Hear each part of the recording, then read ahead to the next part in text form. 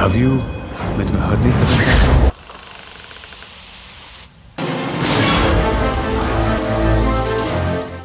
Hi everyone, welcome to Om Brewok Story. Semoga kalian sehat selalu dan diberikan rezeki yang berkah ya. Kali ini Om akan membahas alur cerita film trailer misteri Gendal-Gendul Yuk.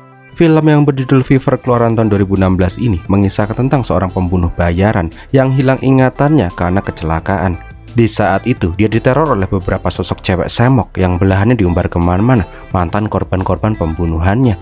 Nah, mau tau gimana keseruan dan ada misteri apa di film ini? So, nggak usah pakai lama, bemper Om Brewok Story.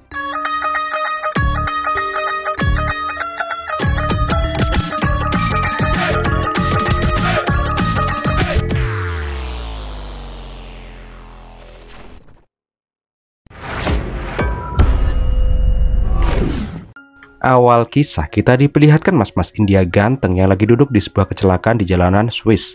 Tak lama kemudian ada cewek yang mencoba berbicara dengan mas-mas ganteng itu, dan kita pun flashback beberapa bulan sebelumnya. Diperlihatkan mas-mas yang belum disebutin namanya itu terlihat seperti ekspatriat yang bekerja di Eropa. Dengan kegantengannya dan kemapanannya, dia itu udah kayak Don Juannya Prindavan. Gonta-ganti cewek bule mulu, cok. Intinya sih tiada hari tanpa genjot ceplok-ceplok bule. Sampai suatu hari mas-mas ganteng ini main wik-wik di shower kamar mandi sama bule cantik. Setelah puas main ceplok-ceplok itu, mbak yang bernama Rea ini keluar dengan baju yang tank terawang. Ketika Rea mencari mas ganteng, dia bingung kemana perginya tuh cowok. Namun dari belakang, mas India berdiri dengan membawa pisau dan langsung menggorok si Rea sampai tewas. Wah, gimana sih nih? Masa semalam habis tempur malah dibunuh sih? Kan sayang. Dah, akhirnya filmnya pun dimulai. Setelah membunuh Rea, diperlihatkan bila mas ganteng itu pergi ke kota Bern di Swiss dengan bis. Tapi di tengah jalan, mas itu pun malah minta turun. Nggak lama kemudian, pas lagi nyalain udut, tiba-tiba ada mobil yang berhenti. Karena merasa kenal dengan mbak-mbak cantik di mobil itu, Mas India ini pun langsung masuk ke mobil. Tetapi setelah Mas India ini ganteng masuk, mbak-mbak semak itu malah langsung ngebut dan ngedrift di jalanan Swiss. Tapi nggak tahu kenapa, tiba-tiba si mbak-mbak ini langsung ngabok sama Prindavan yang membuat dia kejengkang dari mobil dan masuk ke jurang. Tak lama mas-mas itu pun siuman di sebuah rumah sakit di Swiss. Beneran ini Swiss atau bukan ya? Kok dokternya muka India sih? Ternyata mas-mas itu ditemukan beberapa jam setelah kejadian oleh polisi. Semua barang-barang termasuk paspor hilang entah kemana. Yang lebih parahnya lagi, mas-mas itu malah hilang ingatan. Namun di saat kepalanya ngueng-ngueng itu, mas-mas itu pun bisa mengingat namanya adalah Armin Salem. Dia berasal dari Paris dan dia bingung ngapain dia bisa sampai di Swiss. Malam harinya tiba-tiba si Armin terbangun dan malah jalan-jalan sendiri di lorong rumah sakit. Namun alangkah kagetnya dia ketika ada sosok mbak-mbak yang bernenen gede pakai baju kurang bahan berjalan ke arahnya. Tapi mbak-mbak yang mendorong Armin sebelumnya ke jurang itu malah hanya diam dan kembali berjalan. Serem ya. Tapi kalau demitnya kayak gitu mah, pilihan berat sih. Mau takut apa nafsu. Nah, karena kesadaran Armin sudah membaik, Dr. Roy pun mengatakan bila Armin ini mengalami retrograde amnesia, yaitu hilang ingatan temporari yang disebabkan oleh benturan hebat. Dr. Roy yang sama-sama orang India menanyakan apa aja yang diingat sama si Armin ini. Namun sayangnya si Armin itu cuma bisa mengingat sebagian kecil aja. Tapi ada sesuatu yang membuat Armin gak nyaman. Tapi apa ya? Bingung juga sih si Arminnya. Ternyata si Armin mengingat kalau dia itu pernah membunuh seseorang cewek ketika dokter mengatakan bila semalam Armin menyebut nama-nama Rea. Nah, di sini si dokter menyuruh si Armin menelpon Mbak Rea itu aja. Siapa tahu dia kenalan si Armin. Nah, pas mau menelpon itu, entah dari mana si Armin menekan nomor telepon yang dia ingat. Tapi yang mengangkat adalah mas-mas galak. Karena nggak mau ketahuan kalau dia adalah pembunuh, Armin pun berpura-pura dia lagi teleponan sama si Rea biar Dr. Roy nggak curiga. Intinya si Armin bilang ke Dr. Roy bila Rea itu akan menjemputnya seminggu lagi. Karena nggak punya identitas dan uang, Dr. Roy pun akhirnya iba dan akhirnya membantu si Armin sampai dia dijemput sama si Rea. Singkat cerita, sekarang si Armin tinggal di sebuah hotel di kota itu. Tapi kadang-kadang kepalanya nyut-nyutan. Namun bangkainya pas lagi nyut-nyutan itu, Armin kembali melihat ada sosok cewek yang semalam. Jelas aja dia langsung mengejar sosok cewek itu dong. Tak lama kemudian Armin berhasil menemukan cewek cantik misterius itu. Tapi pas ditanyain kenapa mbak-mbak semok itu mengikuti dirinya terus, mbak-mbak itu jelas saja menyangkal lah. Idih, kepedean. Ternyata mbak-mbak yang belum disebutkan namanya itu juga tinggal di hotel yang sama dengan si Armin. Malam harinya kembali lagi si Armin yang lagi makan malam melihat sosok mbak-mbak semok itu. Menyadari mbak-mbak itu meninggalkan kuncinya di meja resepsionis, dia pun langsung pergi bergegas. Sedangkan perhatian mbak-mbak itu malah teralihkan oleh tamu sok kenal sok deket yang mengajak ngobrol mbak-mbak itu. yang akhirnya kita dikasih tahu nama mbak-mbak itu adalah Pooja Warrior. Ternyata tamu itu adalah seorang kurator yang bernama Kavya Choudhary. Di saat Pooja lagi gareng diajak ngobrol sama emak-emak nggak jelas, si Armin pun mencoba mengecek kamar Pooja.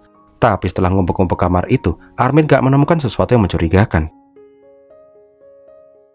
Keesokan harinya, Armin kembali jalan-jalan ke kolam. Namun di sini dia melihat pemandangan yang wow sekali. Gendal, langsung dibuka. Asik, bakpao isi susu murni mah. Kita hening sejenak untuk melihat keindahan alam Swiss dulu ya.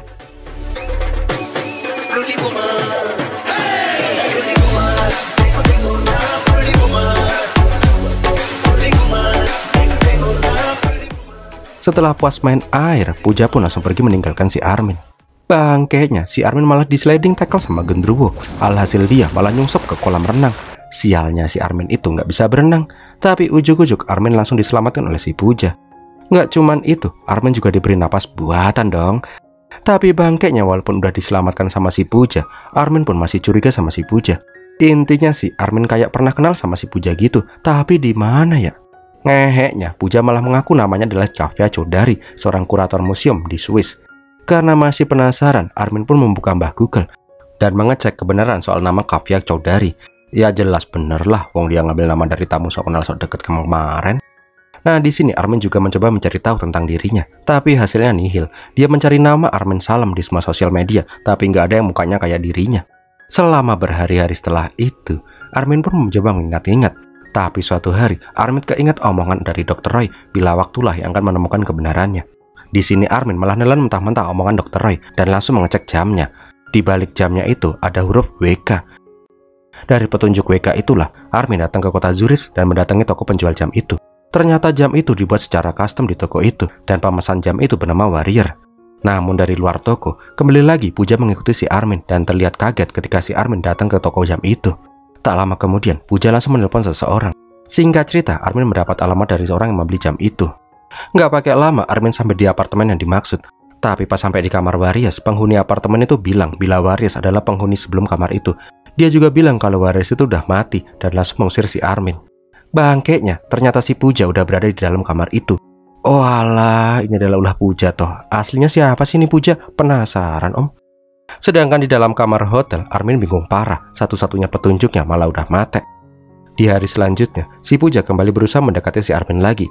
Intinya sih mereka itu ngobrol ngalor ngidul. Armin juga menceritakan tentang kecelakaannya dan amnesianya. Pooja yang mendengar itu langsung turut prihatin. Lah, dikaulah mbak yang membuat si Armin hilang ingatan. Dasar betina. Nah, pas malam harinya, sepulang jalan-jalan sama si Pooja, Armin melihat ada sosok yang memanggil-manggil dia dengan nama Karan. Fix, ini mah kuntilanak. Tapi pas Armin mengingat tentang kematian Rea, sosok demit itu tiba-tiba sudah hilang begitu aja. Karena stres dihantui sosok Rea terus, Armin pun pergi ke bar dengan si Pooja. BTW, sampai saat ini, Armin masih menganggap Pooja itu adalah si Kavya. Singkat cerita, mereka pun ngobrol ngalor ngidul lagi. Namun pas balik ke kamar, inilah yang om tunggu-tunggu. Si Armin dan Pooja main skidi papap meong-meong. Unc, yes, no, ceplok, cerek. Keesokan harinya, tiba-tiba ada sosok Pooja pakai baju Susana kembali muncul di depan kamar si Armin. Anehnya, dia memanggil Armin dengan nama Karan, seperti sosok demit Rea semalam. Anehnya lagi, pas mencek kamar mandi, nggak ada siapa-siapa di sana. Bangkainya, malah ada tubuh si Rea di batap. Bentar, kok bagus ya? Jelas aja si Armin kaget bukan main dong. Anehnya lagi, sosok Rea yang keluyup basah itu memegang sebuah kartu. Pas Armin mengecek kartu itu, Cuk, itu di belakang, demit sundel bolong suster ngesot pocong. Bohlah. Bangke. Nggak tahu ini cuman mimpi atau beneran. Pagi harinya Armin udah terbangun di kasurnya. Merasa otaknya lagi soak. Ya emang soak sih. Armin pun kembali mendatangi Dr. Roy. Dia menanyakan kenapa kok muncul terus sosok cewek pakai baju transparan yang udah mati di depannya terus. Di sini Dr. Roy yang memang ahli kejiwaan memiliki dua kesimpulan. Pertama, sosok cewek itu adalah imajinasi Armin semata. Kedua, mungkin sosok cewek itu emang dibunuh oleh si Armin. Karena hal itulah Armin selalu dihantui rasa bersalah. Karena keterangan dokter itulah si Armin mendatangi kota Zurich untuk mencari informasi. Pas si Armin lagi di hotel Zurich, ujuk-ujuk si Pooja kembali mendatangi si Armin. Ini cewek binal banget ya, nempel terus kayak kutil kudanil. Di sini Pooja menanyakan apakah Armin lagi dalam kesulitan. Soalnya dia melihat si Armin itu selalu dalam keadaan stres mulu. Namun tiba-tiba si Armin malah marah-marah sama si Puja. Dia menanyakan apa yang Puja inginkan dari dirinya. Dari kemarin ngintilin terus. Nah, pas mau usir si Puja, Armin tiba-tiba menyesal. Dia pun meminta maaf karena telah kasar sama si Puja. Armin ini bilang dia lagi stres aja karena dia bingung siapa dia itu sebenarnya. Setelah agak tenang, Armin pun curhat sama si Puja. Armin mengatakan mungkin dia adalah seorang penjahat karena selama ini dia merasa uring-uringan dan bersalah. Di dalam ingatannya, Armin merasa pernah membunuh seseorang. Gak cuman itu, Armin juga menceritakan bila arwah orang-orang yang pernah dia bunuh saat ini menghantui dirinya terus. Duh, lu kasihan, sini kasihan. Tante peluk, asyik. Malam harinya pada saat kembali ke kota Bern, Armin kembali melihat sosok Rhea di ingatannya. Tapi pas lagi galau-galaunya, ada yang mengutuk kamar Armin. Dan bangkainya, itu adalah si Rhea. Lah kok bisa, Cok? Jelas aja lah si Armin jadi bingung parah. Anehnya sosok Rhea itu mengenali si Armin sebagai Karan. Sosok Rhea itu akhirnya menceritakan awal pertemuan mereka dulu, yaitu beberapa bulan yang lalu pada saat mereka berdua naik bis menuju kota Bern. Di saat itu Armin mengatakan namanya adalah Karan dan seorang penulis. Rhea mengunjungi si Armin karena semalam dia nggak sengaja melihat si Armin itu. Ya karena merasa kenal, Rhea pun memanggil Karan gitu dong. Yang masalahnya saat ini Armin itu bingung namanya dia tuh Armin atau Karan. Dan belum lagi saat ini dia lagi parno parah. Jadi pas melihat sosok si Rhea, dia mengira bila si Rhea itu adalah hantu. Di sini Armin semakin tambah bingung mana yang nyata dan mana yang cuma imajinasinya saja. Lah, situ bingung gimana om sama yang lihat film ini, ya tambah bingung lah. Singkat cerita, Rhea berbicara dengan Armin di luar. Namun di saat itu Puja melihat mereka. Di saat yang bersamaan juga, Armin melihat sosok cewek yang pakai cosplay kuntilanak. Karena atut dan bingung, Armin pun mendatangi kamar Puja lagi. Armin juga menceritakan semua kejadian yang membuat dirinya menjadi semakin depresi ini. Namun tiba-tiba Armin berkata, "Aku tahu siapa aku." Nah, pas melihat bulan Natal yang gemblinding, sebagian ingatan Armin ini pun kembali. Di sini Armin pun menjelaskan kisah hidupnya ke Puja. Diperlihatkan bila si Armin itu dulunya merupakan seorang pembunuh bayaran. Sudah banyak korban yang dia bunuh, tapi kebanyakan korbannya adalah gadis-gadis cantik. Intinya sih, di setiap tugasnya membunuh itu, Armin ini pasti akan merayu korbannya dulu dan menidurinya. Habis itu langsung membunuhnya setelah puas main enak-enak. Tapi suatu hari, Armin mendapat seorang target anak mafia Italia. Setelah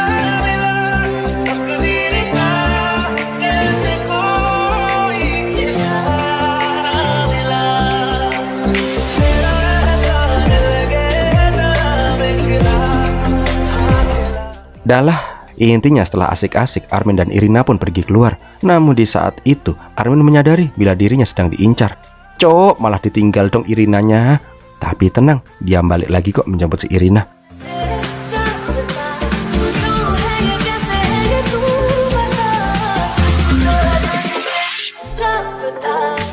Sialnya setelah kejar-kejaran, Armin dan Irina pun malah terkepung. Bangkeknya lagi, pas lagi tembak-tembakan, Irina malah ikutan join mabar. Alhasil, malah Irina lah yang mate ketembak. Setelah kematian Irina itu, Armin menjadi galau. Dia dilema apakah kerjaannya itu benar atau enggak. Menurut Om lo ya, jelaslah nggak bener. Pembunuh bayaran cowok, bener dari mananya? Nah, tak lama setelah misinya terakhir itu, Armin mendapat misi pembunuh seorang cewek yang bernama Rhea. Namun anehnya ketika melihat si Rhea, Armin pun merasakan cinta pada pandangan pertama. Setelah beberapa hari Armin mengikuti semua gerak-gerik Rhea, dia pun semakin yakin kalau dia tuh jatuh cinta beneran sama si Rhea itu. Sampai suatu saat Armin mencoba mendekati si Rhea. Untuk memuluskan misinya, Armin pun memacari si Rhea.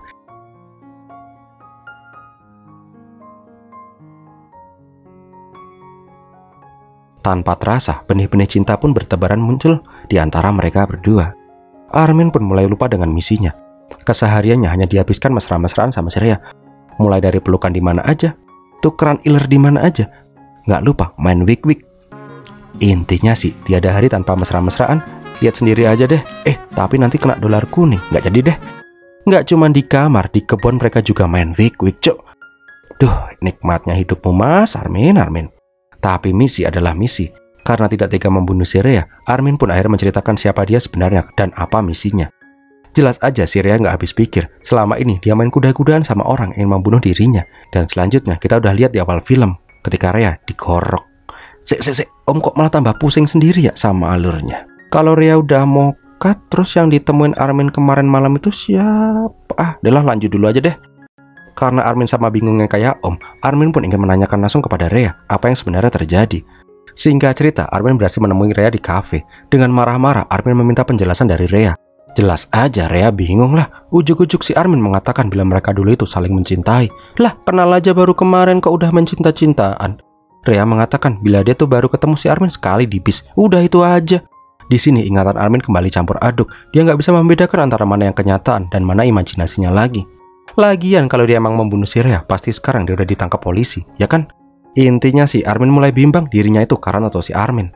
Di saat itu juga diperlihatkan bila si Puja terlihat panik melihat si Armin yang mulai mengingat sesuatu. Seolah-olah Puja ini menyembunyikan sesuatu yang sangat besar di kehidupan si Armin ini. Karena nggak mau Armin semakin menggali informasi ke Rea, Puja pun langsung menyela pembicaraan itu. Nah, setelah Puja pergi, Rea bilang kalau kemarin Armin sempat ngirim beberapa email ke Rea. Kalau Armin mau lihat, mangga atuh. Di lain tempat diperlihatkan seorang cewek yang bernama Grace datang ke penginapannya si Armin. Di sana dia membawa foto Armin dan ingin menemui dirinya. Siapa lagi ini? Duh, tambah ruwet ya filmnya. Kembali lagi ke Armin yuk. Diperlihatkan bila Rea mengajak si Armin ke hotelnya. Di sana, Rea menunjukkan email yang pernah dikirim oleh si Armin ke dirinya. Namun dari email itu, Armin gak bisa menemukan sesuatu yang berguna dan membuktikan dirinya adalah si Karan. Karena gak menemukan petunjuk, Armin akhirnya mencari tahu tentang nama Karan. Siapa tahu dia bisa menemukan hasil. Di saat Armin lagi sibuk dengan Mbah Google, Om malah fokus sama paha KFC-nya si Rea. Bisa mulus gitu ya kayak pelosotan TK. Intinya sih Armin mulai percaya bila dirinya itu adalah si Karan, seorang penulis novel misteri, daripada seorang Armin yang merupakan seorang pembunuh bayaran. Tapi pas Armin pulang dari rumahnya si Rea, dia langsung kaget karena melihat darah di tempat tidurnya. Fix Armin mens. Tapi mens kok banyak gitu ya? Dan pas mengecek di pojokan kamar, ada mayat Grace di sana, cok. Di saat Armin lagi takut parah, kembali lagi ada yang mengetok pintu. Bangkainya itu adalah si Puja. Di sini Armin menceritakan ada mayat di sana. Armin mengatakan bila mungkin saja dialah pembunuh wanita itu. Tapi aslilah, sumpah, aneh nggak bisa ngeliat apa-apa. Mengetahui itu, Puja dengan heroiknya bilang bila dia akan membantu si Armin menghilangkan jejak. Singkat cerita, Armin dan Puja pun membawa mayat Grace di tengah kabut tebal. Intinya sih mereka berdua membuang pocong Grace itu ke dalam jurang dan langsung kabur. Setelah itu, Puja menyuruh si Armin untuk segera pergi dari kota itu. Bangke, mayat lagi. Walah, cuman halunya si Armin aja toh. Nah, di saat beberes itu, Armin melihat sebuah tas yang dirasa dia ingat. Ketika dia membuka tas itu, Armin menemukan sebuah buku catatan yang isinya, tahu nggak isinya itu apa? Om juga nggak tahu, nggak bisa Om baca juga. Nah, di saat membaca catatan itu, Armin nggak sadar dia menyalakan rokok dan sebat. Aneh bin ajaibnya, Armin menyadari bila dirinya itu adalah seorang perokok berat sebelum hilang ingatan. Kerennya lagi, karena sebat itulah ingatan Armin bisa kembali lagi sebagian. Sedangkan di kamar sebelah, si Puja terlihat merapikan barang-barangnya. Di saat itulah kita diperlihatkan fakta sebenarnya, siapakah Armin dan siapakah Puja dari flashbacknya Puja ini. Diceritakan bila mereka berdua itu bertemu di kota Zurich. Karena kesengsem dengan ketampanan si Armin, yang ternyata nama aslinya itu adalah si Karan, cok. So, mulai saat ini Om panggil Karan aja ya. Intinya sih, karena kesengsem sama si Karan, Puja pun mencoba mendekati si Karan. Tak terasa mereka pun akhirnya menjadi pasangan kekasih. Ini film isinya tukeran iler mulu ya, tapi bagus. Udahlah, daripada Om pengen, di sini juga diperlihatkan bila Karan itu punya kebiasaan merokok berat, dan dia pun sering menitipkan rokoknya di tasnya Puja. Tak terasa tahun pun berlalu. Karan dan Puja saat ini sudah menikah. Nah, suatu hari diperlihatkan sehari sebelum ulang tahunnya Karan, datanglah Grace yang merupakan sahabat baik dari Karan dan mengucapkan selamat ulang tahun. Sudah kebiasaan dari kecil, Grace akan mengucapkan happy birthday sebelum hari H. Melihat kedekatan Karan dan Grace, terlihat bila Puja sedikit risih. Nggak cuman itu, Grace juga langsung mengatur agenda kemana mereka harus merayakan ulang tahunnya si Karan, padahal si Puja sudah punya rencana sendiri. Suatu saat, karena tidak ingin jauh dari Karan, Puja pun memutuskan resign dari pekerjaannya agar bisa fokus menemani si Karan. Tapi niat baik tak selamanya berhasil baik. Karan yang seorang penulis novel misteri merasa jenuh dan bosan dengan semua perhatian overdosis dari Puja. Alhasil bukannya mereka tambah mesra, mereka malah sering berantem gara-gara hal kecil. Karena jengah di rumah, Karan pun mengajak ngobrol si Grace di kafe. Intinya sih, Karan curhat, dia bosan diperhatiin terus kayak bocil. Semua-semua diatur, semua-semua dilayanin, udah kayak orok aja. Namun sialnya, keberadaan Grace dan Karan malah ketahuan sama si Puja. Jelas aja lah, Puja yang posesif parah ini langsung ngamuk-ngamuk. Beberapa hari setelah keributan Grace dan Puja, si Karan malah mengundang si Grace ke rumah. Intinya sih, Grace disuruh membaca cerita novel Karan yang baru aja selesai untuk pertama kalinya. Bangkainya ketika Puja pulang ke rumah, dia malah melihat si Grace. Tapi anehnya si Puja kali ini baik banget. Apalagi pas tahu kalau Grace jadi orang pertama yang membaca karya suaminya itu. Enak aja baik, sini gelut dulu, dasar cewek jablay. Karena hal itulah Karan menjadi marah besar karena Puja itu terlalu terobsesi sama dirinya. Dan akhirnya Karan pun memutuskan untuk mengajukan gugatan cerai dengan si Puja. Nah, kita kembali lagi ke masa kini. Diperlihatkan bila Karan masuk ke kamar Puja. Karan mengatakan bila dia sudah tahu siapa dirinya. Tapi di titik ini Karan belum bisa mengingat Puja itu adalah mantan istrinya. Ternyata selama ini yang kita lihat bila Karan itu adalah si Armin Salam sang pembunuh bayaran, itu semua adalah alur cerita novel yang dia karang. Karena hilang ingatan, memori Karan pun tercampur dengan memori dalam novelnya. Seolah-olah dirinya adalah tokoh Armin Salam sang pembunuh bayaran. Oh alah gitu toh, mulai paham om. Mengetahui Karan udah bisa mengingat masa lalunya, Puja jelas aja jadi panik sendiri dong. Dia malah bilang, bukan kamu tuh, bukan Karan, kamu tuh Armin, kamu pembunuh bayaran loh, kamu tuh tukang pembunuh. Nah, untuk lebih memastikan hal itu, Karan pun ingin menemui si Rea agar dia bisa menanyakan langsung ke Rea. Singkat cerita, Karan diantar sama Puja ke tempat Rea. Tapi di tengah jalan gunung, ingatan Armin kembali muncul tentang kejadian kenapa dia bisa kecelakaan dan hilang ingatan. Yang mana Puja lah yang mendorong dirinya keluar mobil. Karena semua kebenaran sudah terkuak, Karan pun menanyakan kenapa mantan istrinya itu berbuat sejauh ini. Akhirnya Puja menjelaskan kenapa dia bisa menjadi psikopat seperti sekarang. Karena dia itu cinta berat dan cinta mati sama si Karan. Di saat Karan meninggalkan dirinya, hatinya pun hancur lebur. Apalagi pas mengetahui bila si Karan malah tinggal bersama Grace, orang yang Puja anggap sebagai pengganggu rumah tangga mereka. Diperlihatkan juga bila novel Karan akhirnya bisa terbit. Karena hal itulah Karan dan Grace berniat ke kota Bern untuk memberikan buku itu ke Rea yang merupakan salah satu inspirasi tokoh dari novel karangannya. Mengetahui itu, Puja pun berniat mengikuti si Karan. Namun di tengah jalan, tiba-tiba si Karan turun dari bis dan akhirnya seperti yang kita lihat di awal film. Ternyata kejadian Puja mendorong Karan itu tidaklah disengaja. Ketika Puja yang emosi menampar Karan, ternyata pintu mobil itu nggak tertutup rapat sehingga Karan mencolot ke jurang. Nah, pas Puja ingin menemui Karan di rumah sakit, Puja menyadari bila Karan tidak bisa mengingat dirinya. Di saat itulah Puja berniat membuat seolah-olah mereka emang gak pernah bertemu sehingga Puja bisa mendekati Karan dari awal lagi agar Karan bisa mencintai dirinya lagi. Tapi sialnya, kemarin Grace malah berhasil menemukan hotelnya si Karan. Melihat itu, Puja gak mau rencananya diganggu oleh Grace lagi. Di saat itulah Puja bersikap baik kepada Grace, seolah-olah tidak ada permusuhan di antara mereka. Tapi pas sampai di kamarnya si Karan, Puja langsung membunuh si Grace dan membuat seolah-olah Karan lah yang membunuh si Grace. Intinya sih Puja akan melakukan apapun agar bisa bersama Karan. Namun Karan yang sudah muak dengan si Puja akhirnya memutuskan dia tidak akan kembali ke Puja lagi selamanya. Mendengar itu, Puja pun langsung tancap gas dan mendorong Karan keluar mobil lagi. Ternyata si Puja ini berniat bunuh diri, menabrakkan dirinya ke truk. Dia lebih memilih mati daripada Karan tidak bersama dirinya. Dan akhirnya Puja pun harus mati gepeng diseruduk sama truk. So, kita akhirnya tahu kenapa di awal film Karan duduk termenung di sebelah kecelakaan mobil. Pagi harinya, Karan yang masih belum bisa percaya dengan kematian si Puja ditemani oleh si Rea. Intinya sih, Karan mengatakan bila dia tidak menyangka novel yang dia buat bisa sebegitunya mengubah hidupnya. Dan filmnya pun berakhir. Wow, gimana film Sob? Pusing nggak? Kalau pusing ngacung ya, sama berarti. Bentar, ternyata ada yang nyempil dikit. Beberapa minggu kemudian, diperlihatkan bila si Karan malah udah jadian sama si Rea. Nggak lama kemudian, Karan mendapat tamu. Yang bangkainya itu adalah si Irina. Iya, Irina yang anak mafia itu loh, yang sebelumnya diceritakan mate di novelnya Karan. Dan bangkainya lagi, Irina memberikan amplop hitam yang sama persis seperti amplop di novelnya Karan, yang dimana Armin Salam mendapatkan order untuk membunuh targetnya. Ketika Rea menanyakan siapa cewek itu, Karan bilang, targetku selanjutnya. Dan tamat deh. Cok, ini yang bener yang mana ya? Endingnya bikin tambah penasaran dan mumet. Bang, kayak emang nih film. Udahlah, kalian simpulkan aja sendiri ya. Mana yang bener? Karan si tukang novel atau si Armin si cowok ngacengan pembunuh bayaran? So, tulis di kolom komentar ya. Gitu aja dulu deh. Sampai jumpa di video yang selanjutnya. Dan Pirmi latihin.